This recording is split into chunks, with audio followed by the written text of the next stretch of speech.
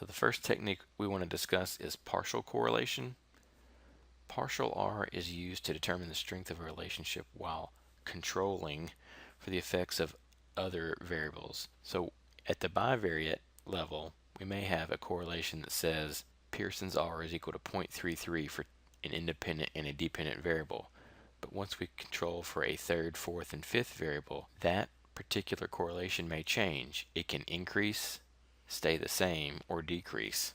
Another possibility here is that what was once a significant relationship becomes non-significant, in addition to decreasing or increasing. Now, there are distinct disadvantages of partial correlations. For one, they have all the same assumptions as Pearson's correlation. However, now we have additional predictor variables, and so not only does the linear relationship have to be present between the IV and the DV, but that linear relationship should also be present for all of the control variables. And we also need homoskedasticity for all of the control variables in addition to the IV-DV relationship.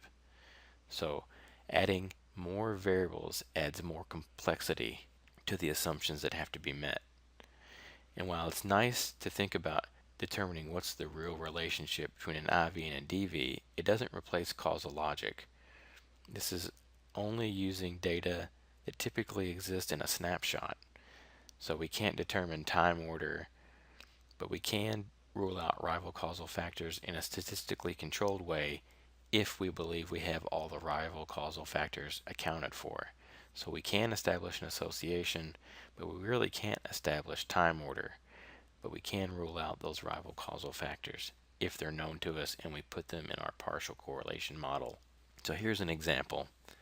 Let's look at two variables of interest: fear of crime, which is our independent variable, and how it relates to safety precautions a person takes. Now at the bivariate level, that correlation is 0.365.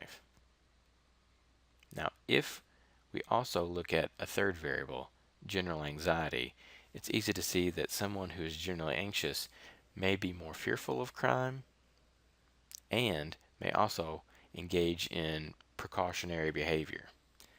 So the relationship between fear of crime and general anxiety is very strong, R equal 0.763. So once we control for general anxiety, the relationship between fear of crime and safety precautions reduces to 0.194. So the correlation reduced from 0.365 to 1.94 because of the shared relationship with that third variable of general anxiety. So here's an example of SPSS output and what that may look like.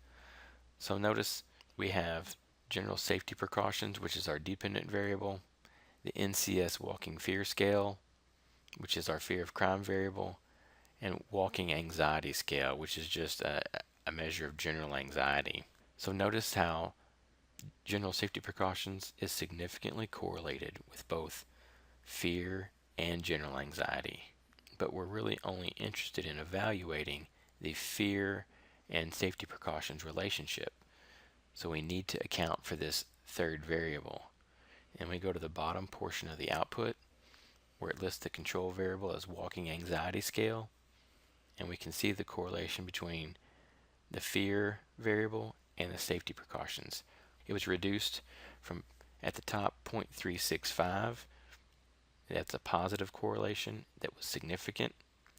Now it's reduced. It's still significant and it's still positive, but the coefficient was reduced to 0.194. So the amount of variability it explains in the dependent variable just from that unique contribution of fear is reduced. So that, again, we partialed out the relationship of general anxiety to account for how much or how well fear influences how many safety precautions a person takes.